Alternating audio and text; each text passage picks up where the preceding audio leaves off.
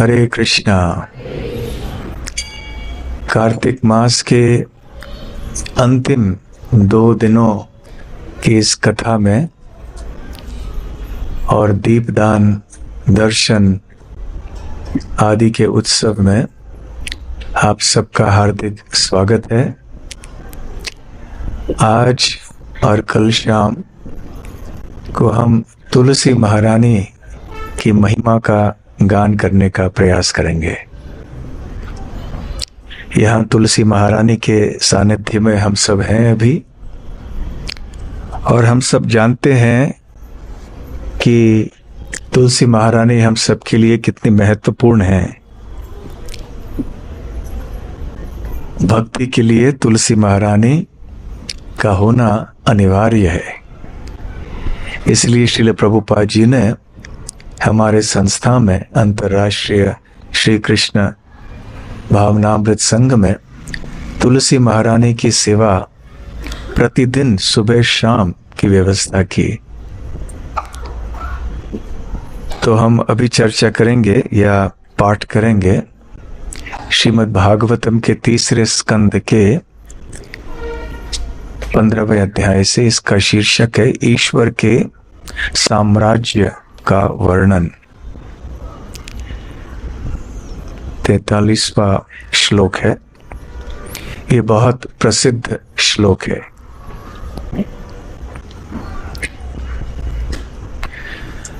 तस्यारविंद नयनस्य पदारविंद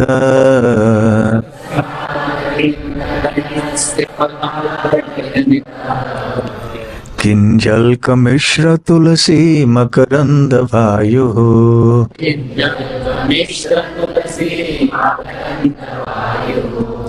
अंतर्गतः स्वविवरेण चकार तेषाम्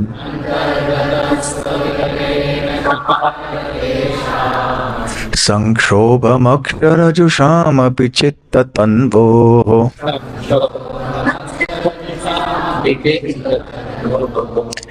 तस्यारविंद नयनस्य पदारविंद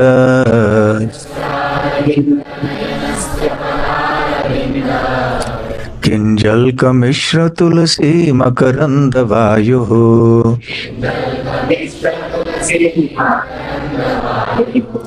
अंतर्गतः स्वविवरेण चकार तेषाम्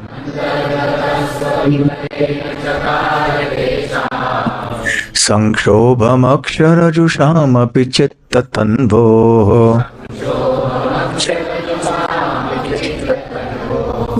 तस्यारविंद नयनस्य पदारविंद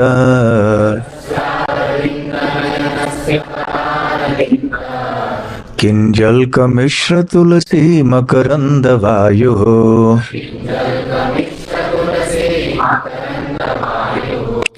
अंतर्गतः स्वविवरेण चकार तेषाम् संक्षोभमक्षरजुषामपि चित्ततन्वोः।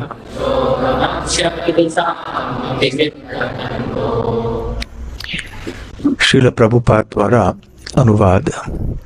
जब भगवान के चरण कमलों के अंगूठों से तुलसी दल की सुगंध ले जाने वाली मंद वायु उन मुनियों के नथुनों में प्रविष्ट हुई तो उन्हें शरीर तथा मन दोनों में परिवर्तन का अनुभव हुआ। यद्यपि वे निर्विशेष ब्रह्म ज्ञान के प्रति अनुरक्त थे। तात्पर्य। इस श्लोक से ऐसा प्रतीत होता है कि चारों कुमार निर्विशेषवादी अथवा एकेश्वरवादी दर्शन के समर्थक थे और भगवान से तदाकार होने की सोच रहे थे। किंतु ज्यों ही उन्होंने भगवान के स्वरूप को देखा, उनके मन परिवर्तित हो गए।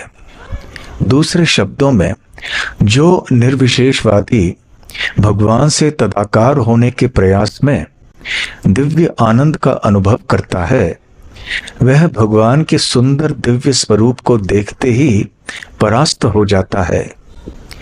भगवान के चरण कमलों की सुगंध ने जो वायु द्वारा ले जाई गई थी और जो तुलसी की सुगंधी से मिश्रित थी, उनके मनन को बदल डाला। उन्होंने परमेश्वर से एकाकार होने के बजाय भक्त बनना श्रेष्ठतर समझा। भगवान के चरण कमलों का सेवक बनना भगवान से तदाकार होने से श्रेष्ठतर है। हरे कृष्णा। 4 कुमार, चतुष कुमार, ये ब्रह्मा जी के वरिष्ठ पुत्र थे। बहुत बड़े ऋषि होने के कारण उनका आध्यात्मिक स्तर बहुत ऊंचा था। देहात्म बुद्धि के वो परे हो चुके थे। फिर भी जैसे कि श्रील प्रभुपाद जी यहाँ तात्पर्य में कह रहे हैं कि निर्विशेषवाद की भावना उनके अंदर थी। एकेश्वरवाद अर्थात भगवान से तदाकार होने की सोच उनके मन में थी, भगवान में विलीन होना। परंतु जैसे ही वो वैकुंठ के द्वार पे पहुंचे, वो वैकुंठ जो कि इस भौतिक सृष्टि के अंदर भगवान ने प्रकट करवाया है, तो अचानक वहां द्वारपालों ने उनको रोक दिया। और जैसे ही रोक दिया तो चतुष कुमार थोड़े नाराज हो गए। उन्होंने श्राप दे दिया इन द्वारपालों को, जिनका नाम था जय और विजय। उधर ये सब बहस हो रही थी बाहर, तो भगवान नारायण अंदर थे। उन्होंने सुना, समझा कि कुछ हो रहा है, तो तुरंत शीघ्र ही बाहर आए कि क्या हो रहा है। और देखा कि द्वारपालों ने ब्रह्मा जी के पुत्रों को, चतुष कुमारों को रोका है। तो उन्होंने तुरंत चतुष कुमारों को सांत्वना दी। परंतु जैसे ही चतुष कुमारों ने भगवान के सुंदर रूप का दर्शन किया, तो तदात भगवान में लीन होने के जो विचार थे वो समाप्त हो गए। और विशेष रूप से यहाँ इस श्लोक में वर्णन है, किंजल कमिष्ट तुलसी मकरंद वायु तस्यारविंद नयनस्य पदारविंद। तो जिनके नयन कमल के जैसे हैं, अरविंद नयनस्य, तो जो अरविंद नयन हैं उनके पदारविंद का जब सुगंध चतुष कुमारों के कर्णों तक, उनके नसिकों तक पहुंच गया, तो तुरंत ही उनके शरीर में, उनके अंतःकरण में अंतर्गत स्वविवरेण चकार तेषाम, कुछ परिवर्तन सा हो गया। संक्षोभम अक्षरमपि जुषामपि चित्त तन्वो, जिसके कारण उनका चित्त बदल गया, वो भक्त बन गए। तो भगवान के चरण कमलों का जो दिव्य सुगंध है वो बहुत विशेष है। अपने आप में ही तो भगवान का दिव्य शरीर बहुत ही सुगंधित होता है। इसलिए वृंदावन में जब गाय श्री कृष्ण के पास आती थी तो उनको चाटती थी और उनके दिव्य शरीर का सुगंध लेते रहती थी, छोड़ना पसंद नहीं करती थी।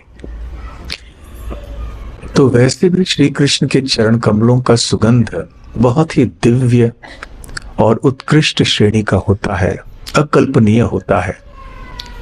और उसके ऊपर जब तुलसी दल और तुलसी मंजरी अर्पण किए जाते हैं, तो इन तुलसी दलों का सुगंध और भगवान श्री कृष्ण के चरण कमलों का सुगंध मिलके जब वायु या पवन इस सुगंध को चतुष्कुमारों के नसुकों तक पहुंचा रही थी, तो ये परिवर्तन उनमें हो गया।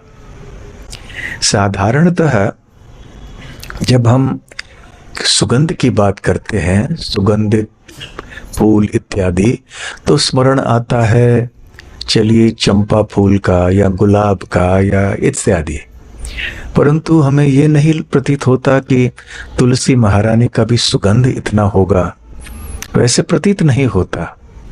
श्रील विश्वनाथ चक्रवर्ती ठाकुर कहते हैं कि यद्यपि साधारण दृष्टि से, साधारण अनुभव में हम ये जान नहीं पाते हैं कि तुलसी महारानी का सुगंध कितना है, परंतु जो भगवान के शुद्ध भक्त हैं, जिनका हृदय पूरी तरह से शुद्ध हो चुका है और जिनके हृदय में भगवान के प्रति शुद्ध प्रेम है, विशेष करके प्रातः काल के समय वो तुलसी महारानी से उत्पन्न होने वाले एक विशेष अतुलनीय दिव्य सुगंध को सूंघ पाते हैं, जो कि हो सकता है अन्यों को प्राप्त न हो। तो इस प्रकार से ये जो तुलसी के दल और मंजरी का जो सुगंध है, इतना परिवर्तनशील था। देखिए कि चतुष्कुमार ब्रह्मवादी से भक्त हो गए। इसलिए भक्ति की परिभाषा ये है, ऋषिकेन ऋषिकेश सेवनम भक्ति रुच्यते, कि हमारी इंद्रियों का प्रयोग जब हम ऋषिकेश, जो ऋषिकों की ईश हैं, स्वामी हैं, उनकी सेवा में उपयोग करते हैं, तो इसी को भक्ति कहते हैं।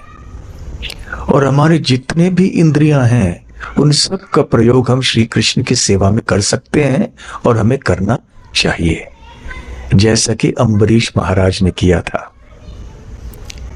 तो आंखों का प्रयोग दर्शन के लिए भगवान के सुंदर रूप का, हमारे कानों का प्रयोग भगवान के नाम, उनके कीर्तन, उनकी कथा का श्रवण करने के लिए, और हमारी नसिकाएं उनको अर्पण किए जाने वाले धूप और पुष्प और तुलसी मंजरी, तुलसी दल आदि का सुगंध लेने के लिए, हमारे जीभ उनके प्रसाद को चखने के लिए इत्यादि। तो केवल सूंघ के, केवल किसी एक इंद्रिय को हम लें और उस एक इंद्रिय से हमने सुगंध ली, हमने सेवा की भगवान की, तो हम भक्त बन सकते हैं। प्रभुपाद जी ने एक बार कहा, केवल आप आपके जीव के कारण भगवत धाम जा सकते हैं। जीव का प्रयोग कैसे करना है यदि हमने जान लिया, दूसरों के बारे में अनाप शनाप नहीं बोलना है, बिना वजह बुराई नहीं करनी है, किसी की प्रजल्प नहीं करना है, केवल कृष्ण कथा करनी है और जीभ से केवल कृष्ण प्रसाद का स्वाद लेना है और हरि नाम का उच्चारण भी करना है, जीभ से कृष्ण कथा बोलनी है। तो इस प्रकार से केवल जीभ के द्वारा हम भगवत धाम को प्राप्त कर सकते हैं। उसी प्रकार से हमारे कानों के द्वारा और हमारे नसिकाओं के द्वारा भी। देखिए चतुष्कुमारों के जीवन में कितना परिवर्तन हुआ, तुलसी महारानी के दल और मंजरियों का सुगंध लेके। तो ये भक्ति कितनी सुलभ है कि कोई भी कर सकता है। अभी भगवान को अर्पण किए जाने वाले तुलसी दल हो या फूल हो, उनका सुगंध लेने के लिए कौन से बड़े संस्कृत विद्वान होने की आवश्यकता है, कौन से बड़े तपस्वी होने की आवश्यकता है। ना कोई धन चाहिए ना कुछ। यदि श्रद्धा भाव से हम अर्पण का हम स्वीकार कर लें तो बस हमारा जीवन धन्य हो सकता है। तो तुलसी महारानी का महत्व भक्तों के जीवन में बहुत अधिक है। साधारण वैदिक सभ्यता में भी या हिंदू समाज में श्रील प्रभुपाद जी कहते हैं, घर घर में ऐसे पाया जाता है। आजकल तो गगनचुंबी अट्टालिकाएं हैं सब जगह, तो हो सकता है तुलसी महारानी न रखें घर में। ये प्रथा धीरे धीरे से लुप्त होती जा रही है। परंतु यदि आप गांव में आदि जाएं, आप आज भी देखेंगे कि घरों के आंगन में तुलसी महारानी अवश्य होंगी। और वहां घर के निवासी तुलसी की सेवा करते होंगे, रोज जल अर्पण करेंगे, हो सकता है तो आरती वगैरह भी उतारेंगे। तो भारत भर में या वैदिक सभ्यता में तुलसी का महत्व अधिक है और तुलसी बहुत ही सम्मानित है। और ये केवल वैष्णवों के लिए नहीं, अन्य जो संप्रदाय होते हैं, जो स्मार्त है, शैव है, जो भी हो, सारे लोग तुलसी महारानी को बहुत मानते हैं। इसलिए घर घर में हम तुलसी देख सकते हैं। श्रील भक्ति विनोद ठाकुर बताते हैं एक जगह कि जब उन्हें पता चला श्रील जगन्नाथ दास बाबा जी महाराज की कृपा से कि चैतन्य महाप्रभु का आविर्भाव स्थान मायापुर में किस स्थान पे है, तो जब वहां पर वो गए, उन्होंने देखा कि वहां कोई निर्माण कार्य वगैरह नहीं था, कुछ नहीं था वहां पे। और क्यों नहीं था? क्योंकि वहां तुलसी वृंदावन थे, सब जगह तुलसी उग रहे थे। और क्योंकि तुलसी थे वहां इतने प्रचुर मात्रा में, इसलिए कोई वहां साहस नहीं कर रहा था उनको काटने के लिए, और इसलिए वो स्थान बचा रहा। हो सकता है यदि तुलसी महारानी नहीं होती वहां पर, तो लोगों ने कुछ और कर दिया होता, कोई घर बना लिया होता, किसी ने और कुछ किया होता। तो जो तुलसी है वो हमें काटनी नहीं चाहिए इस प्रकार से, तो इसलिए वो स्थान बच गए वहां पे। और फिर भक्ति विनोद ठाकुर ने सोचा यही चैतन्य महाप्रभु का आविर्भाव स्थान है। श्रील प्रभुपाद जी एक बार जब हवाई में गए थे, जो समुद्र के बीच में एक द्वीप है, और वहां पर उन्होंने देखा बड़ी प्रसन्नता से कि मंदिर के द्वार, हमारा जो इस्कॉन मंदिर है, उसके द्वार के बगल में ही एक तुलसी महारानी का पेड़ था, बल्कि पेड़ जैसा ही हो गया था वो। उनकी ऊंचाई लगभग 7 फुट की थी और काफी फैल गई थी तुलसी महारानी वहां पे। इतना फैल गई थी कि दरवाजे के सामने तुलसी महारानी आ गई थी, इसलिए अंदर जाना संभव नहीं हो पा रहा था, थोड़े मुश्किल से जा पाते थे भक्त लोग। तो जब श्रील प्रभुपाद जी वहां आए तो भक्तों ने उनसे पूछा कि श्रील प्रभुपाद जी, तुलसी महारानी अभी दरवाजे के सामने आ गई हैं, तो क्या हम काट सकते हैं उनको? तो श्रील प्रभुपाद जी ने कहा नहीं, बिल्कुल नहीं काटना चाहिए। तो क्या करें प्रभुपाद जी, कैसे हम लोग अंदर जाएं फिर? क्योंकि जगह थोड़ी है, तो लोग जब अंदर जाएंगे तो तुलसी महारानी को हिला के जाएंगे, कोई स्पर्श करके जाएंगे, धक्का मार के जाएंगे, वो तो ठीक नहीं होगा।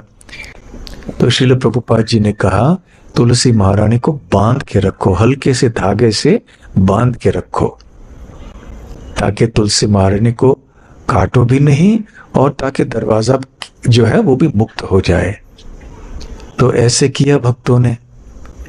फिर भी तुलसी महारानी बढ़ती गई, और जैसे जैसे तुलसी महारानी की सेवा हुई और तुलसी महारानी प्रसन्न होकर ऊंचाई में, चौड़ाई में बढ़ती गई।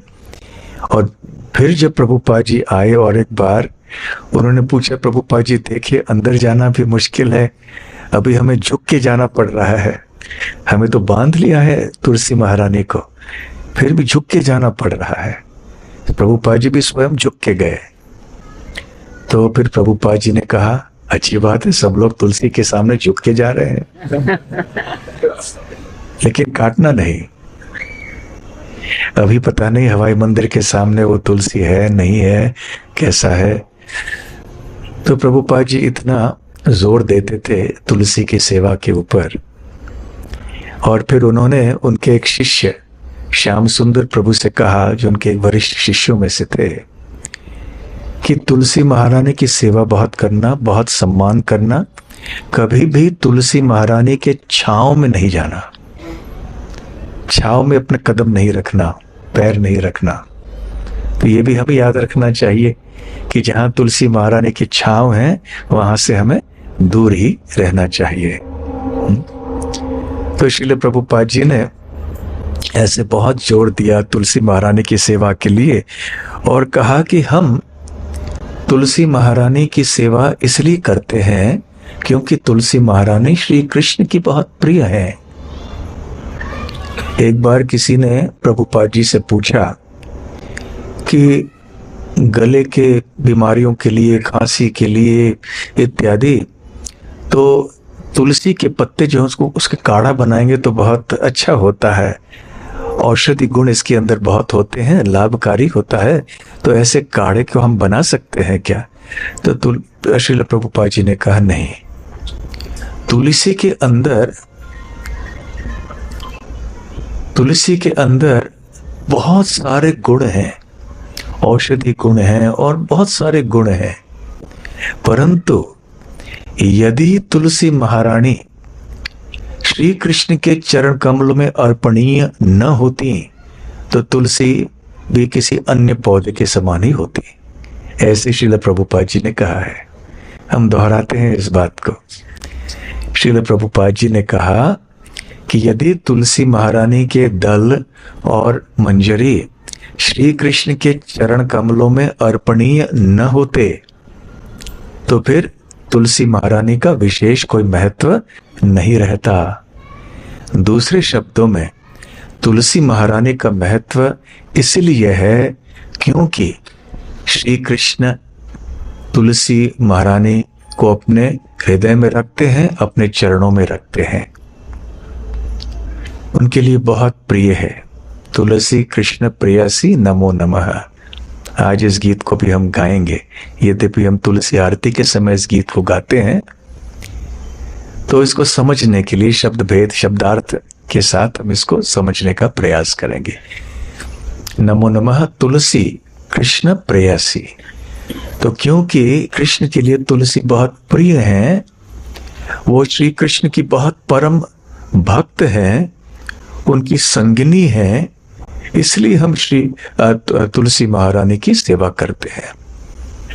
और जैसे गोपाष्टमी के दिन हम नंदग्राम गौशाला में चर्चा कर रहे थे कि चाहे वो तुलसी महारानी हो या गौ माता हो, ऐसे कई लोग हैं जो वैदिक सभ्यता के अंतर्गत भी क्यों न हो, वो भी गाय और तुलसी की सेवा करते हैं। परंतु यदि वो वैष्णव न हो, यदि उनकी समझ सही न हो गाय और तुलसी महारानी के संबंध में, तो जो उनको लाभ मिलेगा वो अधिक से अधिक पुण्य होगा, भौतिक स्तर का पुण्य, जिससे हो सकता है उन्हें स्वर्ग लोक की प्राप्ति हो या अन्य ऊपरी लोकों की प्राप्ति हो। यदि उन्हें कोई भक्तों का संग मिल जाता है जिसके कारण उनकी जो सोच है वो बदल जाती है तुलसी महारानी के बारे में, तो फिर बड़ा बड़ा परिवर्तन हो सकता है। तो इस प्रकार से श्रील प्रभुपाद जी ने कहा कि तुलसी महारानी ने सारे अच्छे गुण इसलिए प्राप्त किए हैं क्योंकि वो सदैव श्री कृष्ण के चरण कमलों में निवास करती हैं। तो दूसरे शब्दों में केवल तुलसी महारानी की बात नहीं है, कोई भी व्यक्ति यदि अपने आप को श्री कृष्ण के चरण कमलों में स्थित कर ले, उसके अंदर भी सारे अच्छे गुण प्रकट हो जाएंगे। ये बहुत महत्वपूर्ण बात है। वैसे अच्छे गुण सात्विक भी होते हैं, कई गुण राजसिक होते हैं, तामसिक गुण भी होते हैं, परंतु दिव्य गुण ये किसी भक्त के अंदर अपने आप ही प्रकट होने लगते हैं जब वो भगवान के चरण कमलों का आश्रय स्वीकार करते हैं। श्रील प्रभुपाद जी श्रीमद् भागवतम के एक तात्पर्य में, एक श्लोक के तात्पर्य में कहते हैं कि भक्त बहुत आनंद लेते हैं तुलसी दल और चंदन का लेप जो है वो श्री कृष्ण के चरण कमलों को अर्पण करके। यत् पाद पंकज पलाश विलास भक्त्या कर्माशयम ग्रथितम उद्ग्रथयन्ति संतः। ऐसे श्लोक में भागवतम में कहा गया है कि यद पाद पंकज पलाश विलास भक्त्या, विलास, भक्तों का विलास या भक्तों का आनंद। भक्त किन चीजों में रमण करते हैं? यत मतलब जिनके, किनके? कृष्ण के। यत पाद पंकज पलाश, तो उनके चरण कमलों में वो विलास करते हैं, रमण करते हैं भक्त लोग। कैसे रमण करते हैं?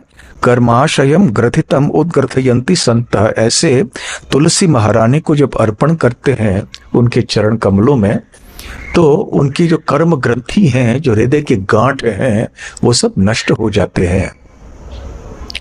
संत है, जो साधु होते हैं, जो भगवान के भक्त होते हैं, तो श्री कृष्ण के चरण कमलों की सेवा इसलिए की जाती है, इस तरह से की जाती है कि हम उनके चरण कमलों में प्रार्थना कर सकते हैं इत्यादि। परंतु सर्वश्रेष्ठ श्री कृष्ण के चरण कमलों की सेवा है उनको तुलसी दल और चंदन अर्पण करना। तो ये बहुत महत्वपूर्ण बात है। और फिर श्रील प्रभुपाद जी कहते हैं कि भक्तों को इस छोटे से कार्य में बहुत आनंद आता है, और जो भक्त नहीं होते हैं वो सोचने लग जाते हैं कि इनमें इनको क्या आनंद मिल रहा है। उनको तो विश्वास नहीं है कि श्री कृष्ण का विग्रह भगवान से अभिन्न है। वो सोचते हैं कि ये कोई प्रतिमा है। किसी प्रतिमा में कोई किसी पौधे के दल पत्तों को अर्पण करने से भला क्या आनंद मिल सकता है। इसलिए प्रभुपाद जी कहते हैं कि ये जो भक्ति के रास्ते हैं, भक्ति की जो पद्धतियां हैं, भक्ति की जो सेवाएं हैं, जिनसे कि भक्तों को प्रचुर बहुत आनंद मिलता है, वो जो अभक्त होते हैं बिल्कुल समझ ही नहीं पाते हैं, क्योंकि उनकी श्रद्धा नहीं है, उनका ज्ञान नहीं है इस संबंध में, इसलिए इसे बहुत साधारण समझते हैं। तो तुलसी महारानी की श्रेष्ठता यह है कि वो सदैव श्री कृष्ण के चरण कमलों में रहती हैं। अभी देखिए, वैकुंठ में लक्ष्मी देवी निवास करती हैं।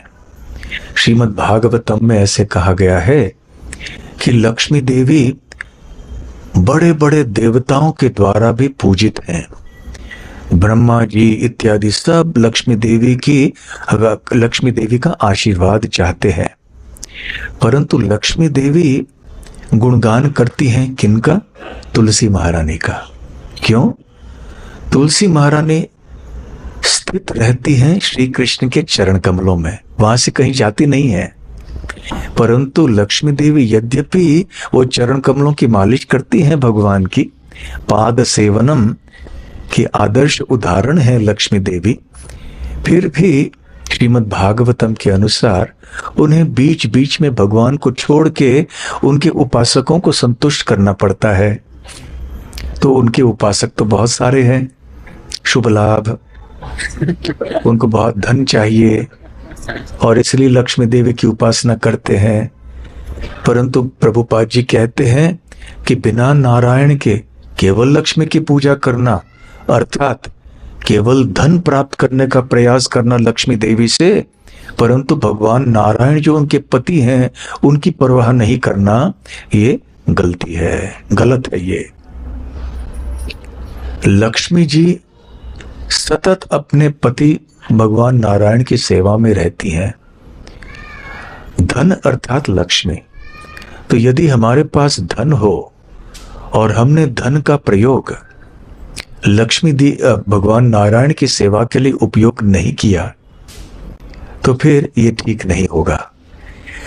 यदि हमने लक्ष्मी देवी को भगवान नारायण से अलग करने का प्रयास किया तो बहुत बड़ी भूल है। प्रभुपाद जी यहां तक कहते हैं थोड़े कठोर वचनों में कि ये रावण वृत्ति है, जो कि सीता देवी को श्री रामचंद्र से अलग करना चाहते थे। तो खैर, लक्ष्मी देवी सोच रही है वैकुंठ में रह के भी कि मुझे मेरे विभिन्न उपासकों को, अनगिनत उपासकों को संतुष्ट करने के लिए यहाँ वहां भ्रमण करना पड़ता है, और इसलिए मुझे मेरे स्वामी के चरण कमलों को छोड़ना पड़ता है थोड़े समय के लिए तो। परंतु तुलसी महारानी सदैव वहां पे स्थित रहती हैं, भगवान के चरण कमलों को छोड़ के कभी भी नहीं जाती हैं। तो देखिए कितनी सुंदर बात है ये। तो लक्ष्मी देवी भी वैकुंठ में तुलसी महारानी का गुणगान करती हैं, और वैकुंठ लोकों में पेड़ पौधों का, फूलों का वगैरह कोई अभाव नहीं है। इतने सारे अनगिनत सुगंधित फूल हैं, कितने सुंदर रंग बिरंगी फूल हैं, जिनका उल्लेख और संक्षिप्त वर्णन श्रीमद् भागवतम में पाया जाता है। परंतु उनमें से सर्वश्रेष्ठ है तुलसी महारानी। हम गुलाब फूल को या रात रानी को, चमेली को, चंपा को बहुत सुगंधित मानते हैं, परंतु वैकुंठ स्वर्गलोक के जो फूल हैं उनके सामने हमारे पृथ्वीलोक के फूल तो कुछ भी नहीं है। और वैकुंठ लोक के फूलों की तुलना में स्वर्गलोक आदि के फूल भी कुछ भी नहीं है। तो वैकुंठ लोक में इतने सारे फूल हैं, सुगंधित फूल हैं, बहुत सुंदर फूल हैं, परंतु उनमें से भी सर्वश्रेष्ठ तुलसी है। इससे हम कल्पना कर सकते हैं कि तुलसी का महत्व केवल इस पृथ्वी लोक पर नहीं, केवल इस भौतिक सृष्टि में नहीं, परंतु वैकुंठ जगत में भी है। और वैकुंठ जगत में भगवान नारायण की सेवा में तुलसी महारानी तत्पर रहती हैं। और इतना ही नहीं, तुलसी महारानी गोलोक वृंदावन में भी बहुत ही विशेष रूप से श्री कृष्ण की सेवा करती हैं। इसका वर्णन हो सकता है तो हम कल करेंगे। कहने का तात्पर्य यह है कि तुलसी महारानी सर्वस्व है, सब जगह भगवान श्री कृष्ण की सेवा में लगी हुई हैं। चरण कमलों की सेवा सर्वश्रेष्ठ मानी जाती है। भौतिक सृष्टि में लोग सर को जोर देते हैं, परंतु भक्ति के पथ में चरणों के ऊपर जोर दिया जाता है। तो अर्जुन श्री कृष्ण के चरण कमलों में बैठे, दुर्योधन उनके सर के पास पहुंचे और बैठे। ये अंतर है भौतिकतावाद और भक्ति के विचारधारा में। तो खैर, श्रील प्रभुपाद जी ने ऐसे कई उदाहरण भी दिए हैं।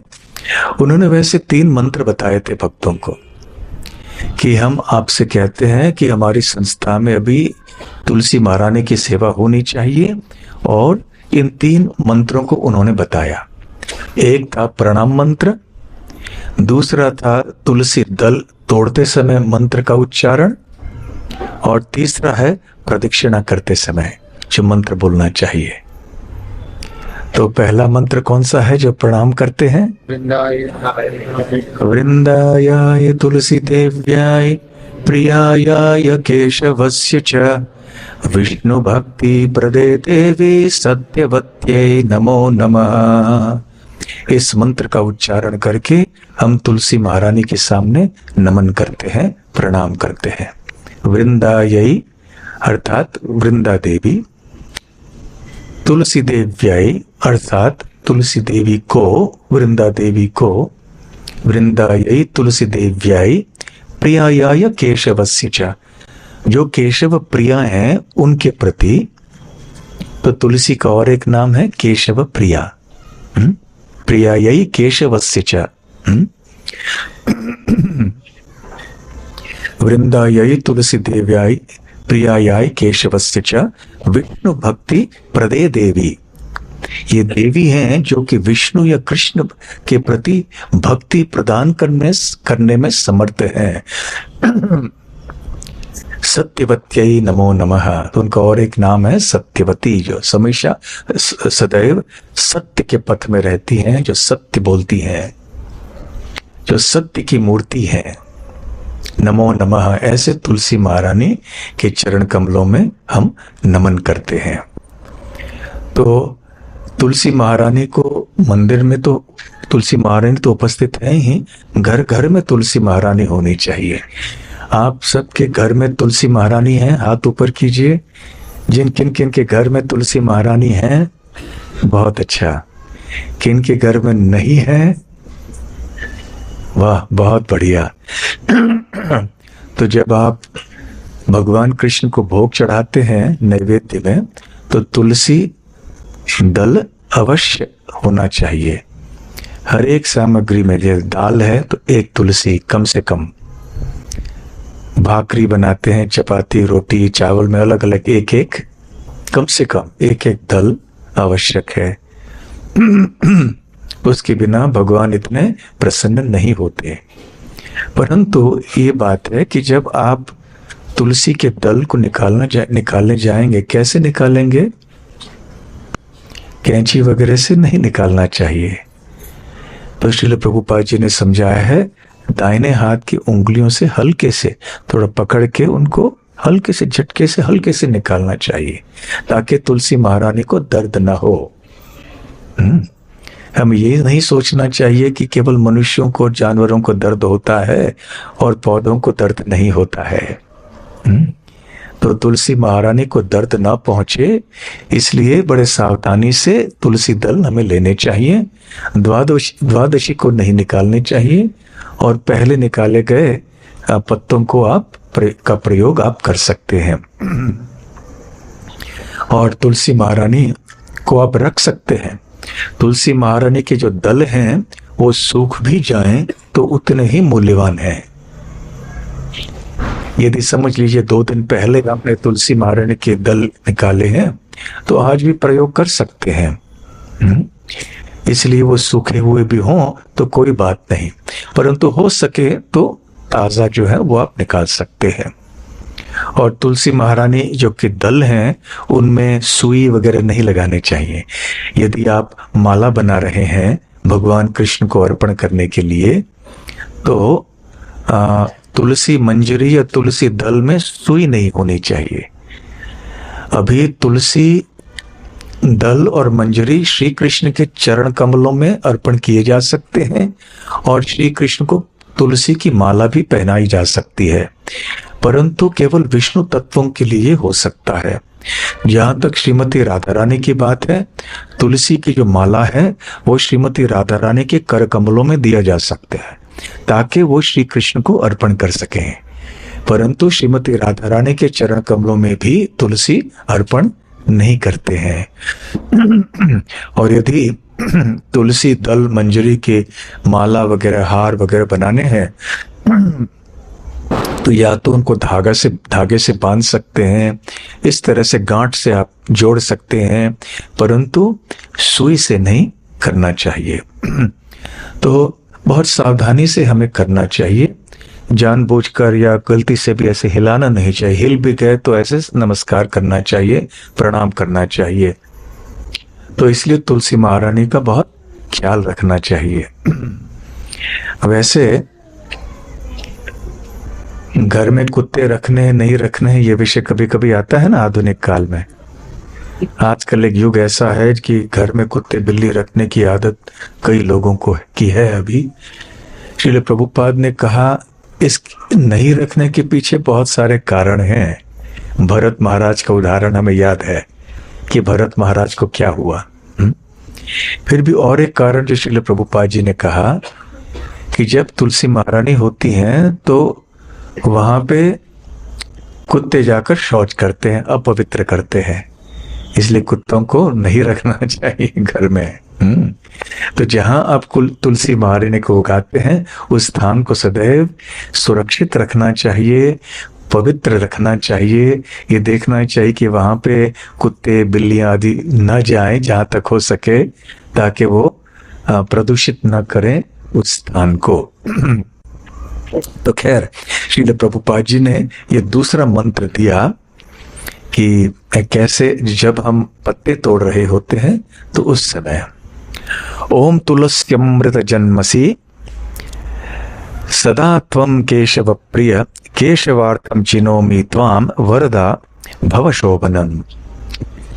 तो इसमें भक्त प्रार्थना करते हैं, ओम तुलसी अमृत जन्मसि, अमृत के समुद्र से आपका जन्म हुआ हे तुलसी।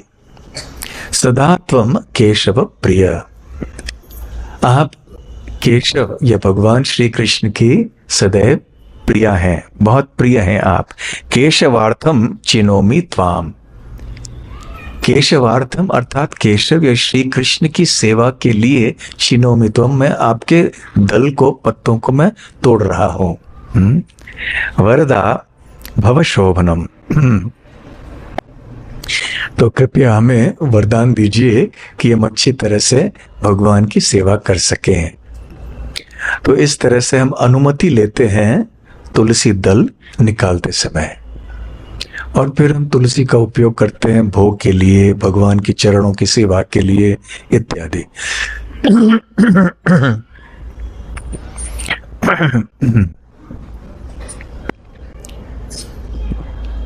आगे चल के श्रील प्रभुपाद जी ने कहा, तीसरा मंत्र है जब हम तुलसी की प्रदक्षिणा कर रहे हैं।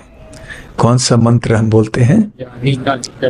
यानी कानि च पापानि ब्रह्म हत्यादिकानि च तानि तानि प्रणश्यन्ति प्रदक्षिणा पदे पदे। प्रदक्षिणा पदे पदे, तो जैसे जैसे हम प्रदक्षिणा करते हैं, हर पद हमारे प्रदक्षिणा के दौरान क्या होता है? यानी कानि च पापानि, जितने भी पाप हमने किए होंगे जन्म जन्मांतरों से, वो सब समाप्त हो जाते हैं। यानी कानि च पापानि ब्रह्म हत्यादि कानि च, यहां तक कि ब्रह्म हत्या का पाप भी नष्ट हो जाता है। तानि तानि प्रणश्यन्ति, तो प्रणश समाप्त हो जाते हैं जैसे जैसे हम पद लेते हैं प्रदक्षिणा के समय। तो श्रील प्रभुपाद जी ने ये 3 मंत्र बतलाए थे और कहा कि इन 3 मंत्रों से आप सेवा करो। और उन्होंने फिर भजन भी बताया कि किस गीत को आपको गाना है तुलसी आरती के समय। तो आइए इस गीत को हम गाते हैं, और फिर यदि समय हुआ तो और आगे कथा को आगे रखेंगे, जारी रखेंगे। नमो नमो तुलसी कृष्णा प्रेयसी, नमो नमः।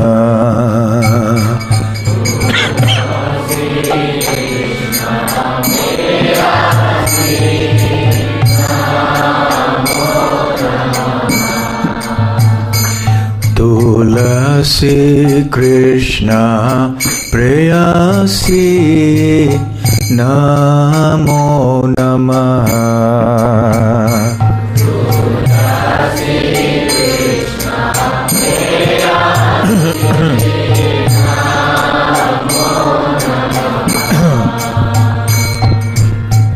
राधा कृष्ण सेवा पाबो ए अभिलाषी,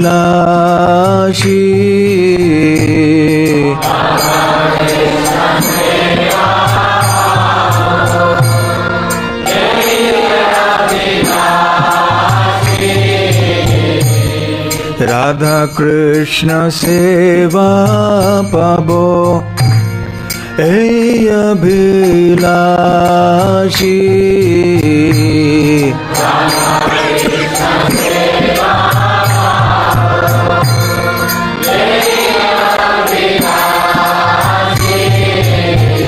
नमो नमः। तुलसी कृष्ण प्रेयसी, नमो नमः।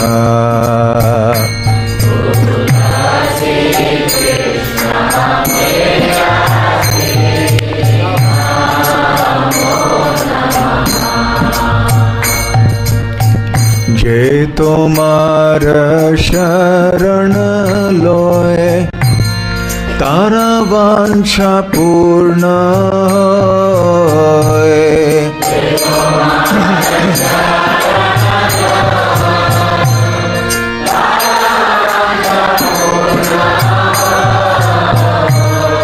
कृपा कोरी करो तारे वृंदावन वासी,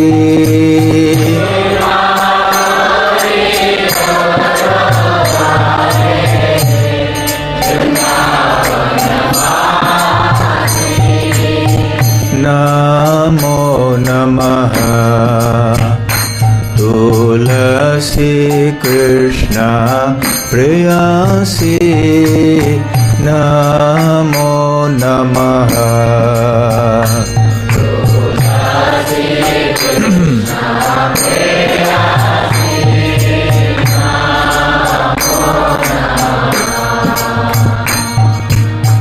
मोर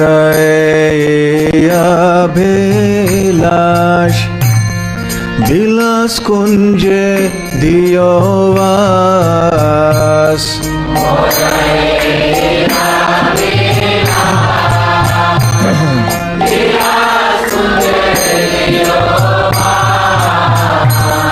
मोर अभिलाष विलास कुंज दियो वास।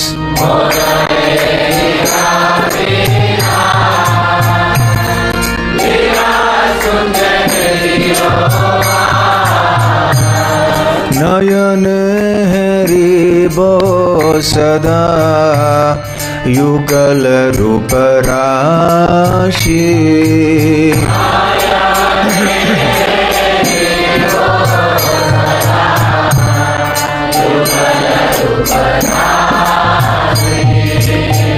नयन हरिबो सदा युगल रूप राशि।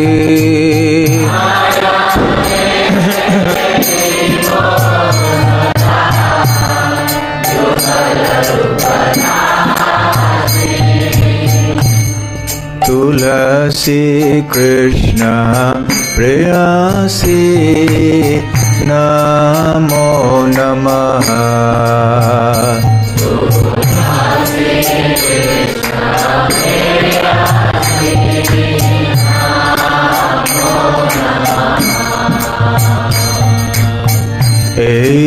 निवेदन धर सखीर अनुगत करो।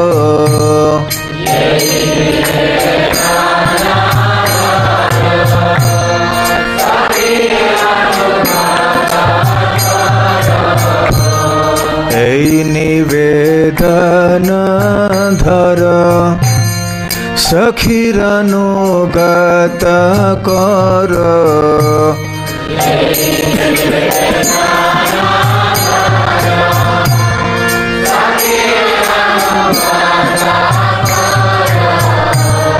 सेवा अधिकार दिए करो निज दासी।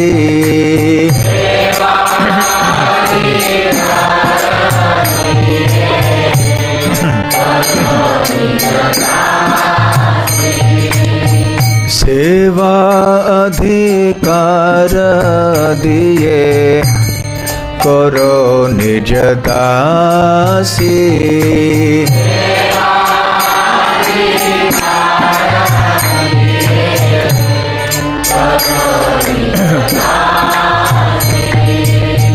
नमो नमः। तुलसी कृष्ण प्रेयसी नमो नमः।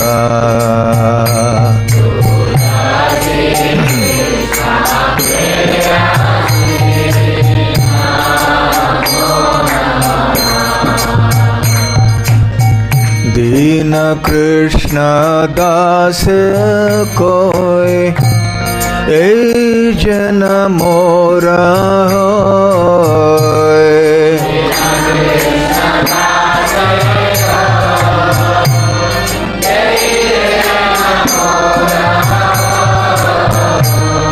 दीन कृष्ण दास कोय ए जन मोरा होय।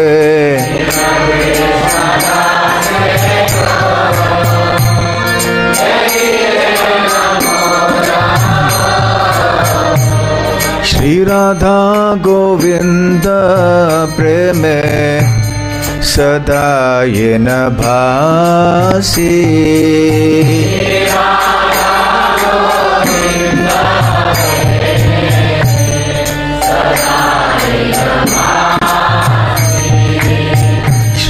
राधा गोविंद प्रेमे सदा ये न भासी।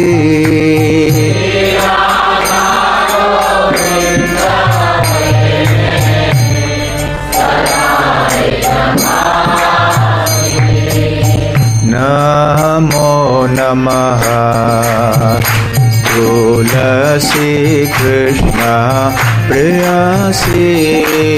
नमो नमः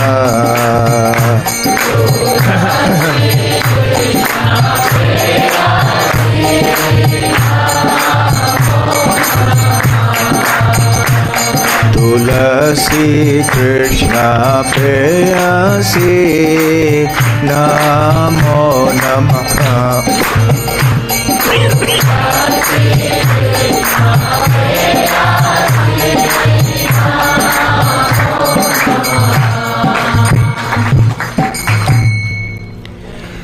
नमो नमः तुलसी कृष्ण प्रेयसी। मैं नमन करता हूँ तुलसी महारानी का, जो कि श्री कृष्ण की बहुत प्रिय हैं। राधा कृष्ण सेवा पाबो ए अभिलाषा, ए अभिलाषी, कि मेरी अभिलाषा क्या है कि मैं श्री श्री राधा कृष्ण की सेवा पाना चाहता हूँ। ऐसा कृष्णदास प्रार्थना कर रहे हैं और हम सब भी प्रार्थना करते हैं जब हम ये गीत गाते हैं। इसलिए हम तुलसी महारानी की सेवा करते हैं, क्योंकि हम राधा कृष्ण की सेवा चाहते हैं, हमारे खांसी को ठीक करने के लिए नहीं। हाँ।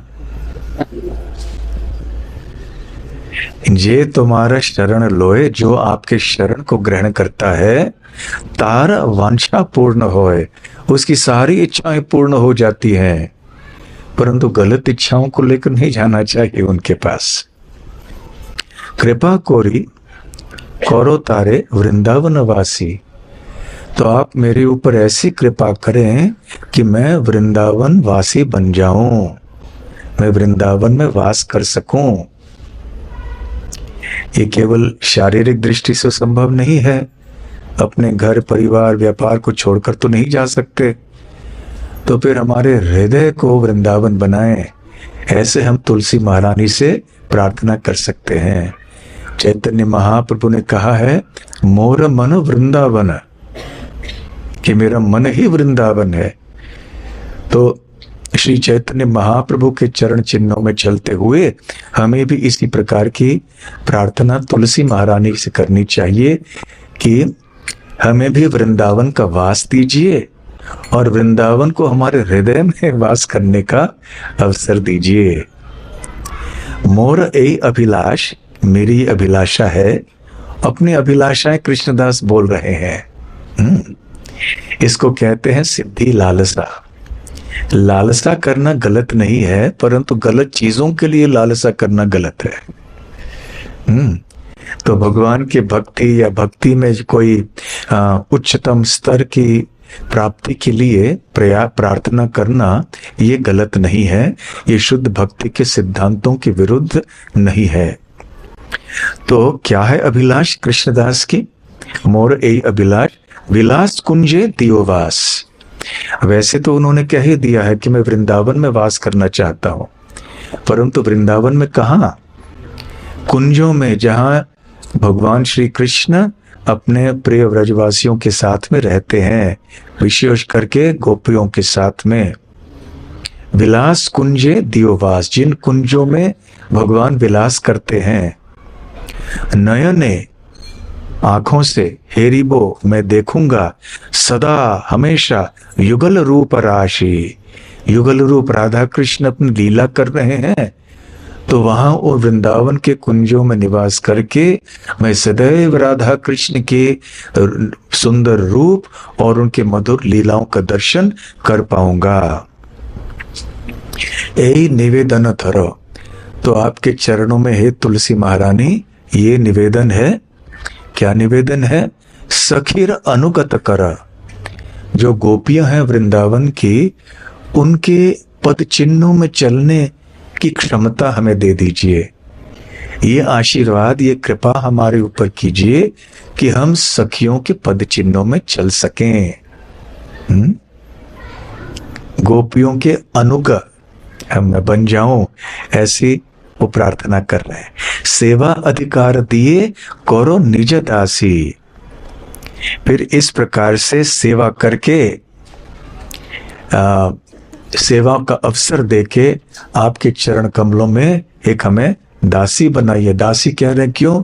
क्योंकि कृष्णदास भी गोपी बनना चाहते हैं। मूल रूप में वो हैं ही अपने शाश्वत रूप में वृंदावन में। दीन कृष्णदास कोय, कृष्णदास अपने आप को दीनहीन मान रहे हैं क्योंकि ये वैष्णव मानसिकता होती है। जितने आगे बढ़े हुए होते हैं वैष्णव, वो उतना ही अपने आप को निम्न श्रेणी का मानते हैं। तो यहाँ पे दीन कृष्ण दास कोय, यह हमारे किताबों में भी दासे लिखा गया है और हम लोग कहते भी हैं दीन कृष्ण दासे कोय। दासे मतलब दास को कहना, दास मतलब दास स्वयं कह रहे हैं। दीन कृष्ण दास कोय, दीन कृष्ण दास कह रहे हैं। ऐसे नहीं कि कृष्णदास से कोई कह रहा है। तो ये दासे नहीं, दास होना चाहिए वास्तव में। दीन कृष्ण दास कोय यही जिना मोर होए, कि ऐसा मेरा हो कि इस प्रकार से मैं क्या करूं? श्री राधा गोविंद प्रेमे सदा जन भाषी, कि श्री राधा गोविंद के प्रेम के सागर में मैं हमेशा डूबा हुआ रहूं। तो कितनी सिद्धि की अवस्थाओं की कामना यहां कृष्णदास जी कर रहे हैं। राधा पहले पंक्ति में वो राधा कृष्ण की सेवा चाहते हैं, दूसरी पंक्ति में वो वृंदावन का वास चाहते हैं, तीसरी वो विलास कुंज में वृंदावन में वास चाहते हैं ताकि वो सदैव श्री श्री राधा कृष्ण और उनकी लीलाओं का दर्शन कर पाएं। और फिर वो वृंदावन के गोपियों के पद चिन्हों में चलने की क्षमता चाहते हैं और तुलसी महारानी की चरण कमलों में एक दासी बन के सेवा का अधिकार चाहते हैं और साथ साथ राधा गोविंद के प्रेम के अमृत के समुद्र में वो बह जाना चाहते हैं, तैरना चाहते हैं, डूबना चाहते हैं। तो ये हम हर रोज गाते हैं। तो जब हम गाते हैं तो केवल औपचारिकता के रूप से नहीं गाना चाहिए। इस भजन का जो अर्थ है, जैसे जैसे जो भी गा रहे होते हैं कीर्तन, उसको हमें ध्यान में रखना चाहिए कि क्या बोला जा रहा है और उसी तरह से तुलसी महारानी के सामने वो प्रार्थना करनी चाहिए हमें। खैर फिर भी तुलसी महारानी की कृपा तो मिलेगी, परंतु यदि समझ के इसी प्रकार की प्रार्थना हमने तुलसी के सामने की तो तुलसी महारानी कृष्ण प्रियसी हैं, वो सक्षम है, समर्थ हैं हमारी इन इच्छाओं को पूर्ण करने के लिए। अन्यथा कृष्णदास क्यों करते हैं ऐसी प्रार्थना? कृष्णदास तो महाभागवत हैं।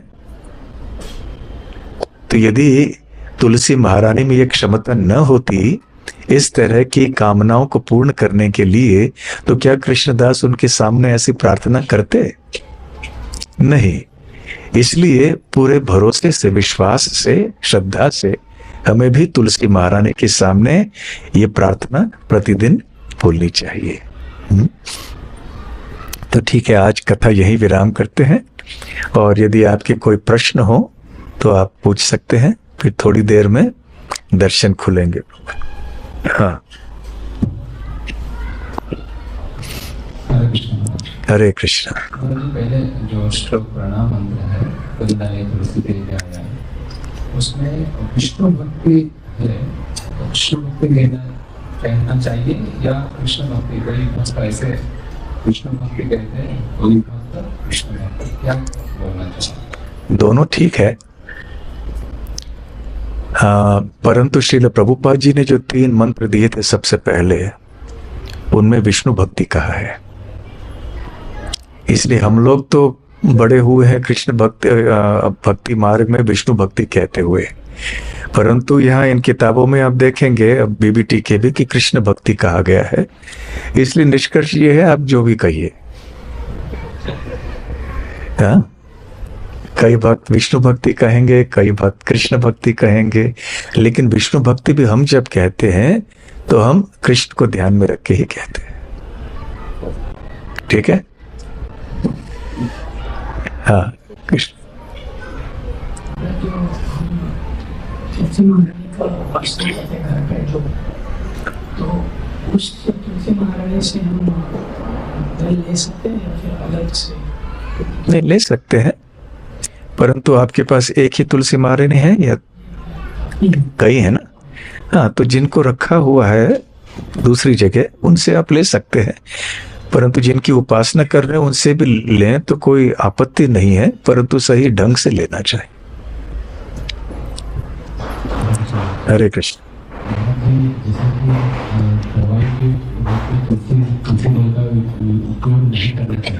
नहीं, थोड़ा दूर रखना।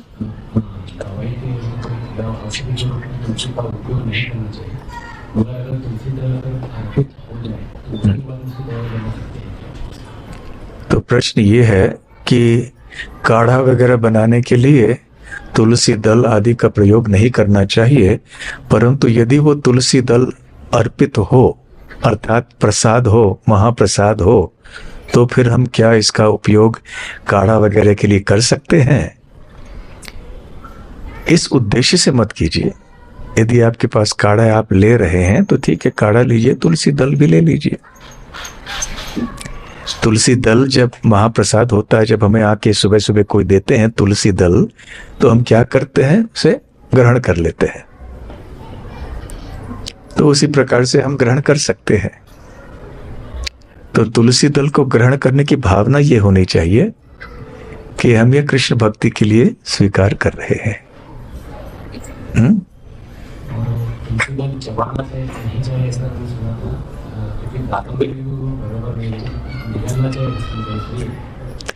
तुलसी दल को चबाना चाहिए या नहीं, ये विवाद का विषय है, ऐसे राममूर्ति प्रभु का कथन है, और ये सही भी है कि विवाद का प्रश्न है, परंतु विवाद की आवश्यकता नहीं है। तुलसी दल यदि हम ग्रहण कर रहे हैं तो चबाने में कोई आपत्ति नहीं है। ठीक है, हम महाप्रसाद भी तो चबाते हैं ना, तो तुलसी महारानी को अर्पण कर रहे हैं तो हम ग्रहण कर रहे हैं, तो चबा रहे हैं, कोई बात नहीं। परंतु यदि केवल जीभ के ऊपर रख के काफी समय के लिए फिर वो पिघल जाता है, फिर अपने आप निगल लेते हैं, वो भी ठीक है। यदि आपको किसी को कोई संकोच हो कि तुलसी महारानी को कैसे चबा सकते हैं, तो ठीक है, इस प्रकार से कीजिए फिर। यदि हाँ